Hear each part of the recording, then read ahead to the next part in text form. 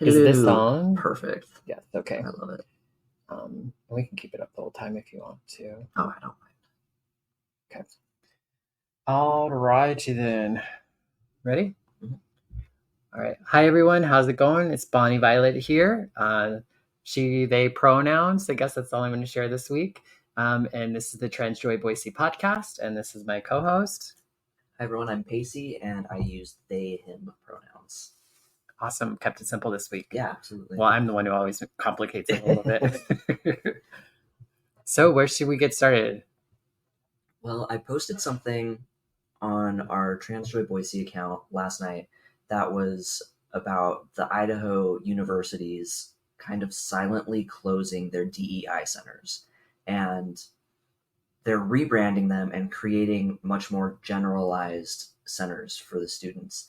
And people had a lot to say about that. Yeah, I kept getting notifications that I think, it seems like to be one of our most, at least recently, most kind of interacted kind of posts, whether it's hearts as well as a lot of comments too, and then a lot of shares too. So, and I didn't follow all the conversations, which it sounds like you might have on other. Yeah. What have people been saying? A lot of people are just upset, first of all, because it's such a wonderful resource for marginalized students. And I think a lot of these students, especially in the LGBTQIA family, don't really have a source of comfort and support when it comes to these matters outside of that center.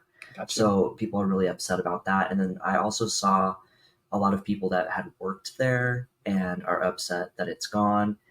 And one comment that I found particularly valuable was someone said, disabled people are very affected by this as well, but you don't see that in the narrative. And I was like, oh shit, you're right. Like I've been looking at this through like a queer lens, trans lens.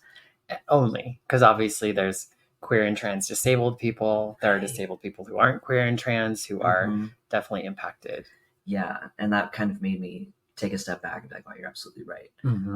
So many people are being impacted by this, and a lot of people are wondering if they could rent out a new location, maybe outside of campus, to continue their work. And I don't believe that if it's affiliated with the university at all, that just won't be allowed. Because if you even Google right now, like the equity center, the gender equity center at BSU, you get a 404 page. Oh, wow. So they've completely just even any history of it has been changed. Yeah. So was it just like okay, we're just going to change the name and then all the people stayed in the positions and it's all still doing the same thing? Or is it actually like very different? Do you know? It seems... Do you know what I mean? It seems like a gradual process. Gotcha, right now. Yeah. So a lot of the staff is the same, and they're kind of combining the centers. But a lot of like LGBTQ staff have stepped down or they're leaving. But the state board, this is, a quote from their resolution, and it's: institutions shall ensure that no central office, policy, procedure, or initiative is dedicated to diversity, equity, and inclusion. So it seems like they're really just trying to get away from specialized support spaces for this particular marginalized community. And it also, I'll link in the show notes the article that I got like most of my information from, that they want it to be for all students. So there are other marginalized communities that weren't getting as much support that they're trying to emphasize more now, which I think is really important, but they already should have been, Right. Yeah. I don't necessarily think that this time is like the narrative of saying, oh, well, you don't need it as much. These other people really need it. It's like we all need it. And I think that's really divisive. Right. Well, and so it's not necessarily an either or. It's like, in some ways, it's like, how can we do this? Maybe for more people, but what would that look like? And does it have to come at the price of something else? Exactly. Which seems like they don't have too much choice in it necessarily, because good old legislature. Yeah. Yeah. And Boise State and Idaho State have already done away with their DEI centers. Mm-hmm. U of I were they still actually holding called on. DEI centers though? Because they weren't necessarily called that. Like Yeah. it wasn't the DEI center. No, but it was the gender equity. Got you. Yeah. That falls under that. Yeah, totally. Understood. And like with the current political state, Mm-hmm. I think that this is just sort of the beginning of the changes that we're going to start seeing, where it's slowly eradicating resources for certain marginalized groups. Right. And maybe this is my own limitation, but lack of understanding too. Like, so was there also any sort of racially based groups that had to shut down, or projects or programs? Because I know that's like a part of DEI. I don't think that they shut down. I think that they're part of like merging. Gotcha. Yeah. And I think that is really important. But they always should have been that way. Yeah. Because the intersectionality, exactly. Yeah. We have many marginalized groups have multiple marginalizations that isn't always seen. You either have to go over here and be a brown person, or go over here and be a queer person, or go over here and be disabled. Exactly. And then when you go in those places, you're the brown person who's disabled amongst everyone else, or, vice versa. And so there's always that potential of not having a space that can hold all of your marginalizations at the same time. Exactly. It just seems like they're trying to be a lot more silent about certain marginalized communities, which, is the LGBTQ and particularly trans community. Right. And I think that that's going to be really dangerous for students, because in that article, there are a couple of students that talk about how much those centers helped them. And removing that resource is going to make life really difficult for a lot of students. Yeah. Well, and it's like, I don't know. This is kind of like adjacent to what we're talking about, but I was meeting with a friend of mine who works with the AETC, the Age Education Training Center out of Idaho State University. And she is a nurse practitioner or a PA. And she's unable to do HRT, gender affirming care, right now as a provider, because she's paid through Idaho State University. And then come to find out, in talking with her a little bit more, so Pocatello had a clinic on campus, and a doctor that had seen trans people for decades. And because that clinic is on like state property, they can no longer provide HRT. And so all of those patients have been displaced, and they've had to find other homes and other clinics to try to pick up their care. And that doctor is no longer seeing them. That's terrifying. Yeah. It's just they're furthering this agenda, right? It started with abortion, and it's going to be birth control, contraceptives, and now it's like our access to anything health related is disappearing, and I think it's just going to get worse. Yeah, well, and it feels like, I think for me too, it's like, I think in some ways this stuff has felt like these things that have been said and talked about, but I think it's actually now starting to be felt, or at least I'm noticing maybe where it's being felt more and more throughout. Oh yeah. We talked about that last week a little bit with cases like Scrimeti going to the Supreme Court, where we've had these fears that you're like, oh, maybe, right? That's like Handmaid's Tale shit, right? But now we're starting to see these things actually be implemented into legislation. Yeah. And it's no longer this like, oh, well, maybe. It's no, this is happening right now. Yeah. Yeah. And I don't remember if I've talked about this on the podcast before, but, I've lost all my healthcare. So back in July, I lost access to my trans healthcare, mainly because I was getting my healthcare through the AIDS Drug Assistance Program, which is a federal program that helps people living with HIV, because I didn't qualify for Medicaid or any other sort of coverage. And so I was able to do this as a payer of last resort. Well, now that Idaho changed their formulary for Medicaid, then even that federal program cannot cover my hormone replacement therapy. And so then I lost my hormone replacement therapy for that. And then I recently lost my HIV care as well last month. So it's just, I feel like it's starting to, like, I don't know, I feel like it's kind of rolling out in ways that are very unexpected, when in a lot of ways I felt I kind of felt safe as a person with HIV, surprisingly, of being able to still access the medical care that I need. Like, I can't believe in 2024, I don't know how I'm going to get my HIV medications or my HRT. And the HRT I can kind of get. The HIV medications is something I'm really surprised about. I don't even know what the process would look like of trying to get on that. Yeah, there's no, I don't know. I've exhausted all my resources, so I'm not sure. I'm not sure what my options are. We're figuring that out as we speak. Well, I'm sure that other people are going through something similar. Yeah. So if anyone has any answers for that or advice, just please comment them, because because I know I'm not the only person that's going through this particular situation or circumstance. There's so many more people who are going through similar or even more challenging situations than myself. Well, and if you're on Medicaid, you can't get gender affirming care. You cannot in Idaho anymore.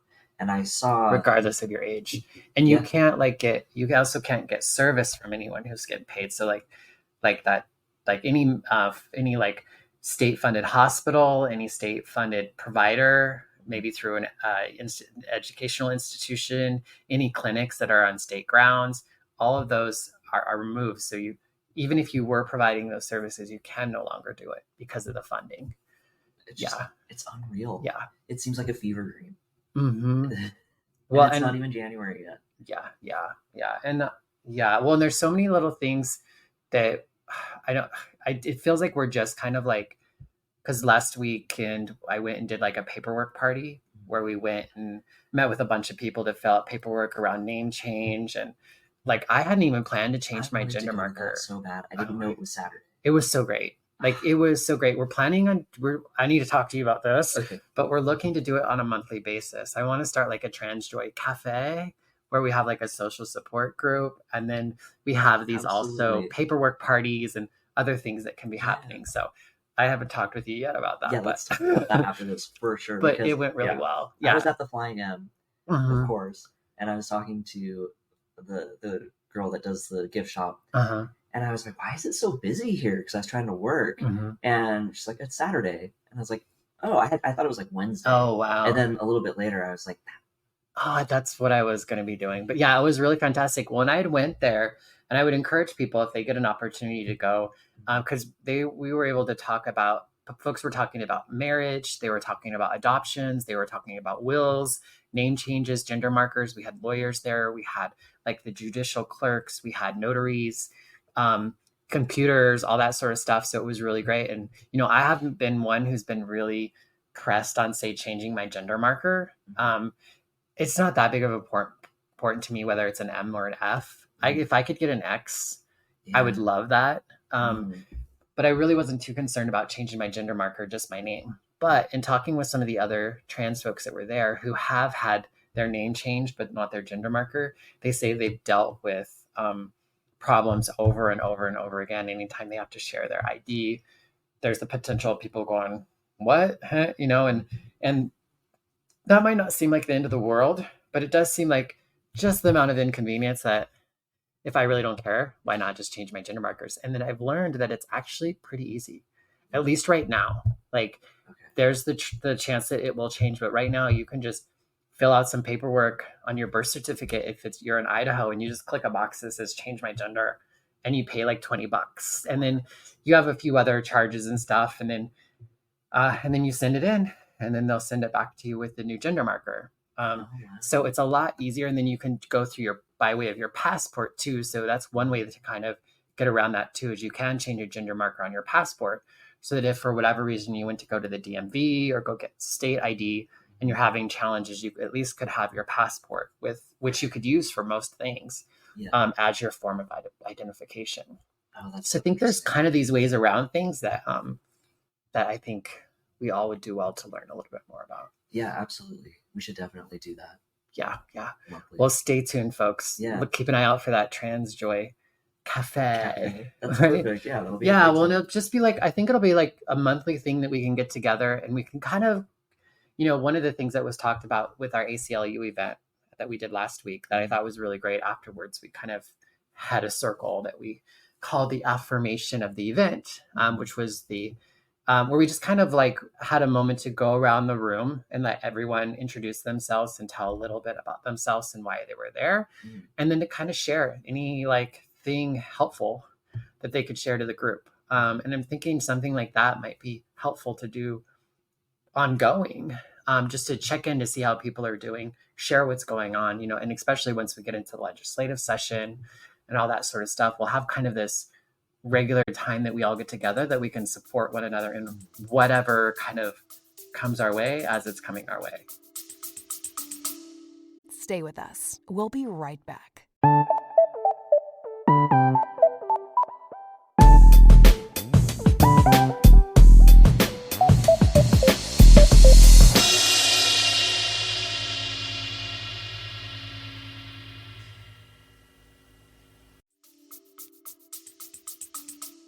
Yeah, I think that's a great idea because so many people there had very specific problems or issues, and they felt that they had exhausted all of their resources. Yeah. And then in a room with enough people and you talk about it, someone's going to have something that can potentially help them. And that's what we found that night. It was really powerful. It was really cool to just witness. Yeah. Well, and I think the thing that I find out more and more in those conversations too is we had a lot, obviously there were a lot of trans, non-binary, two-spirit, gender variant folks, and like their loved ones. So there were parents of youth who were, in transition. But there were also a lot of allies. And I know I've had a lot of conversations with other allies that are like, I want to help and I kind of want to go to these things, but I don't know if it's for me. And I do think it's important. Most of these spaces, I think, unless it says trans and gender nonconforming people only, that you're probably welcome. And it would be I would encourage you to come. I'd also, though, encourage you to be mindful of how much space you take up in that and what you do with the space that you're taking in. Because I do feel like sometimes people can, I don't know, it's like one of the challenges I had, like I really wanted to spend more time with, say, the young people who weren't accessing healthcare or their parents and kind of talking a little bit about that. And we ended up, I think the great thing, and I don't want to criticize this particular circle because I think it went really well in meeting what we needed for that moment. But I think sometimes the challenge is, I think, and maybe the difficulty is being an ally is really, how do I fit into this picture? How do I show up and how do I not show up when I'm in these spaces? And those are things I would just encourage more allies to do the work and to show up and to learn, while also thinking about how are you in that space and are you taking the space or the energy from the trans non-binary folks in the room. I guess I think it's a hard line to walk. Totally. Because it's like such a difficult balance to achieve, right? Yeah. But I want to challenge people to do it. Oh, absolutely. Like I want to challenge as an ally that you wrestle with that a little bit. I think that's it's necessary at this point because I know a lot of allies too, and they kind of feel helpless right now because they don't know what to do, but they also don't really know what's going on. Yeah. And I think the first step in anything is knowledge. Is getting the information and finding out what's going on. Because I'll talk to people about even like the Skirmety case, and they have no idea what that even is. Or that it was happening or anything like that. Yeah, so many things like this, like different things that were outlined in Project 2025 that are starting, to come into fruition. And they just don't know. So I think in order to be a strong ally, you need to be educated on what's going on right now. And just in general, what's planned to happen. And then showing up in spaces like that. And I know it can be uncomfortable to feel like the odd person out or maybe like you don't belong there. But we want you there. We want you to know what's going on with us, because in certain spaces, your voice matters, and it matters so much more than ours do. And I think if people can utilize this privilege that they have, it could be really powerful and it can really help. Yeah. And I wouldn't say it matters more, but I would say that it's very important in helping us to begin to kind of like deepen, like a picture like a rock that you throw in Mm-hmm. water and it goes further. Like in order for us to like deepen the ripple and make it go further, Mm-hmm. we need allies to, when we're not in the room, like use our pronouns, talk to us how we like to be talked as and about. When we're with other people, talk with non-trans and gender non-conforming people about the importance of understanding this. I always want to say Schenectady, or Yeah. I always throw some Scrimeti case, or any of those sorts of things. So yeah, I would encourage you also to have those conversations with non-trans and non-binary folks as well. Also, that might be a space where you can handle being a little messy, because, I think that it does take a lot of emotional labor for trans and non-binary people to hear some of these questions and these things that are either done out of ignorance or out of like the best of intentions, can be sometimes hard for us to take. But when you can be amongst people like you're more like yourself, who might be struggling or wrestling or just learning, it might be best to kind of have those conversations around non-trans and non-binary people. I completely agree. And when I say it matters more, I mean kind of in the sense that when there are men that are saying like really horrific sexist jokes or rape jokes or something, we encourage other men to challenge that and be like, oh, I don't get it, or why is that funny, or I can't believe you just said that out loud, things like that, because the other men respect that opinion more than they would a woman. And I feel it's the same way with us. Unfortunately, I think that that's just a harsh truth that that we live with, where if there was a group of people, like a group of cis straight men maybe that are right-leaning, if I were to approach them and say like, hey, I heard what you said, that's fucked up, I don't think that would end well for me. But if one of their peers were to challenge that, I think that could really have an influence, or it would be received a little bit better. And I would ask allies to use their privilege in those spaces to try and spread some understanding and maybe some compassion in a way that only they can, because we can do this, until we're blue in the face, but there are certain groups and demographics that we just will never reach. Yeah, they won't listen to us, they won't relate to us, just in the same ways that what we're going to take from other people is limited too, because we're just as guilty, or just as it's just within our nature that we're going to potentially, especially like an initial first meeting of somebody, or somebody that you don't know really well, you're going to be looking for, what do we have in common with this person in order to help me feel a little bit more like I can trust or take heart what you have to say. And it's just something we naturally do. We don't think about it. I think we can do more. I know I do best. I know that I have so much more to learn and to grow from people who are different than myself. But I think oftentimes it does take that similarity initially for us to begin to crack that a little bit. Especially now for me, but for me, it feels like a survival tool. So if I am approached by someone who appears to be like right-leaning, or I'm going to have my walls up. Right. And that's just because I'm trying to keep myself safe, because odds are if they might not perceive me in the best light. Yeah. And I try to challenge myself to get past that in safe spaces. So when we have areas like this, like that night at the ACLU thing, it's really beneficial for me to kind of open my mind too, because I do have these stereotypes in my mind of, who's going to be mean or dangerous. And a lot of the time I'm completely wrong, but I don't often get in those situations where I can interact with demographics like that and be proven wrong. And feel safe doing it. It's a protective thing that we're going to do to look out for ourselves as vulnerable populations, or especially in certain settings. We're going to be looking for all those social cues and the language that people are using or not using in order to indicate, is this a safe place or is this not a safe place? And I think it's really cool that paperwork party thing that I missed was at, so bitter about that, was at that that church. Yeah, the Unitarian Universalist, because that is an entire demographic that I always have my walls up around, just because religion and that they're so deeply intertwined. There were a lot of the people who came in, a lot of the trans and non-binary people came in, and they were like, I haven't been into a church forever. I expected to like go up in flames, that sort of thing. And the Unitarian Church, for all intents and purposes, is a church. They don't identify as a church; they identify as a fellowship.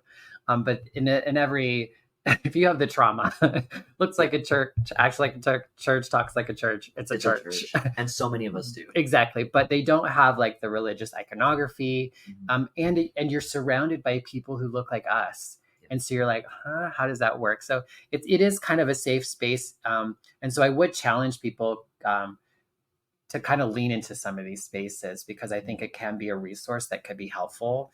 And obviously there are options outside of these places as well. But it was a really great place. And like the fact that we were in a church was really just more about an aesthetic. There wasn't anything innately religious or even spiritual about what we were doing, other than we were showing up for one another. I mean, there were people, I remember like someone was filling out her paperwork and she just started crying because she was just like, oh my God, like this is really happening, and there was like frustration and anger and excitement and all these sorts of feelings. And it was really cool to see other trans and non-binary people, because there were people who just been through the process who just showed up just to help out. And those folks were just so helpful to be able to just affirm and say, yeah, girl, it's hard stuff. Of course you're crying. It's okay. Like, take your space that you need to take or whatever. Like, it's okay, So I don't know. I think, and that's partly why it was so important to have doing it in community, is because like I myself, haven't done any of this stuff for a long time because it's just been too much to do sitting at home on my own. Been overwhelmed at the process of it all. I never would have thought it was an emotional thing, but there were probably some emotional stuff that were keeping me from like taking it another step further beyond just I gotta do the search for the paperwork and then figure out how I'm going to fill it out and then pay this kind of money, all this sort of stuff. And so that's the one thing that I think that it could have benefited from, is just having like, how can we help people pay for this stuff? Because like it's gonna be like $400 or $500 for me to do the things that that's just like the beginning stuff. Once the name changed and that, then there's all the other stuff that you get to do with your doctors and Social Security and all that sort of stuff. So it's quite a journey, and they're really suggesting to do what you can now, because who knows what it's going to look like in even just a couple of months. Exactly. And even like not getting it all done right now, because that sounds really daunting and intimidating, but getting the process initiated. Well, and the gender marker, if that's something that you're really wanting to change, you might want to do that sooner than later. So like for me, I haven't even like actually I filled out the paperwork, but I haven't done anything with it yet. But basically it's like at the same time that I'm going to be, submitting to the courts that I want to do my name change, which is like about a 4-week process. Then I'm going to go ahead and change my gender marker on my birth certificate and my passport, even though my name isn't changed yet. So then once I get my name changed, I'll have to go back and change my name. But they were encouraging people to do that because, again, we don't know about the gender marker. Yes, it's some extra steps. And because I think initially I'd just wait, get my name changed. Once it's changed, then go ahead and change my gender marker and my name at the same time. They're suggesting that we not do that. It seems like it would be easier to get the gender marker changed and then go back and change the name. Yeah. I mean, it's going to be like a whole nother set of money and a little bit more time and paperwork, but I think it's just going to be the likeliness that your gender marker is going to stand time throughout whatever happens in the next 4 years or so. See, I have been wanting to go through this process for months now, but I have wanted to just change my name from what I've been using. So that's been holding me up. And now I'm just kind of like, I just got to decide on something and go and just get it done. And the lady from the clerk's office was there, at least from Ada County Clerk's office. She was there to help us out. Oh, wow. She was super fantastic. And there's also like one judge who handles all of this. And the judge is really great. I guess it's really easy. It's technically, and when you go in, it's like everybody kind of who's getting their name changed does it all on the same day pretty much. But the time that you're with the judge itself is just a matter of minutes. Like they literally, they call you up, they say, hi, blah, blah, blah. They say, you want to change your name from this to this, and you say yes, and they'll ask you why. And you can say whatever reason. You don't have to say you're trans. You could just say, most of my friends call me this, or you can give any reason.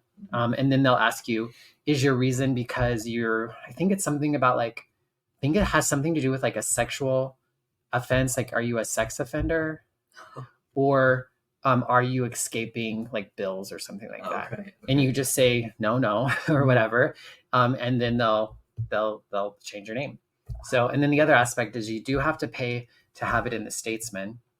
If you're in Boise, there might be, depending on where you're at, and so you have to run it for, I believe, 4 weeks. You have to pay for it to run. And then I know one of the things that I was afraid of is that because my understanding is that you had to publish your address and your name and why your name changing, which I thought it was going to say, because I'm a tranny. Yeah, right. But you don't have to put that. You can just say, I'm changing my name because I'm naming myself after my grandparents, or you can give whatever reason you want. Right. So you don't have to say because I'm trans. You can if you want, but it's not something that you have to do. And it's also, I don't believe, something that would keep you from it happening either. So do they list your address? That I would have to get a little bit more clarification on. That seems dangerous. For some reason, I thought that, and this was like, part of this is a combination of my old understanding of things and then going through this huge process. I mean, I was there for 3 hours. And so there was a lot of new information that was coming to me. And then there was also like a lot more questions that I probably could have asked. So I can't say for sure that you do have to share your address. You might have to probably at least, like, it's important that you live in Boise and that it's posted in like a Boise paper. But I don't know if you have to put your exact address. So that's something that we can definitely look into and like let folks know about. But also, if you call the clerk's office, they'll tell you as well. So you can actually even just go into the office and they'll help you out. So from what I understand, it's a pretty painless, or I want to say there's a lot that's been done to create as little resistance, because it's already a big deal anyway. But it sounds like there's a lot of allies en route to getting your name changed and your gender marker changed. Okay. Yeah. Awesome. No, we weren't necessarily planning to go into all that, but I think it makes for a great podcast episode. I think so. Yeah. I think we covered a lot of really important stuff this week. Yeah. And I know we were going to talk a little bit about the holidays, but you know what? The next week is still the holidays. So maybe even more the holidays. Even more so. So next week, join us and we'll be talking a little bit about how do we navigate through the holidays as queer, trans, non-binary folks with our families and chosen families and what have you. I think also as like you and I are also people in recovery, whether you're recovering from eating or drugs or alcohol or religion, holidays, just like mental health stuff. Exactly. Like holidays can be a difficult time for everyone, but queer and trans folks can have a very unique experience as well. And so we wanted to share with you some of our tips and tricks, if you will, as well as we'd love to hear from you on what you like, or if you have questions or things that you would like for us to address or talk about. Just leave them in the comments or direct message us on our socials. That's perfect. Awesome. Yeah. All right. Well, take care. Have a great week. Until next time. Yeah. We'll see you next week. All right. Bye-bye. I don't know how long that was. It was like 37. 37? That's not bad at all. And that's probably with a little bit of like extra time. Yeah. That's perfect because my mom listens to these and she's like, it's the perfect amount of time. Good. Yeah. Oh, and she told me to tell you that she's very proud of us for doing this. Oh, yeah. Cool. My mom's a big ally. That's awesome. Yeah. So he cracks me up. Yeah. And the lighting is perfect today. It's kind of nice, huh? Yeah, we didn't even need the ring light. They don't look. Gosh. Hopefully people aren't staring at my boobs the whole time. I guess whatever gets them to stay. Yeah. Are we okay? So we need to get it up on Spotify. Yeah, which if I had the audio, I could just upload them. Or if you can, like... Well, you'll have the audio for this one. I will have the audio for this one, so I can go ahead and upload it tomorrow. And you have the audio from... I don't from the pilot or the first one.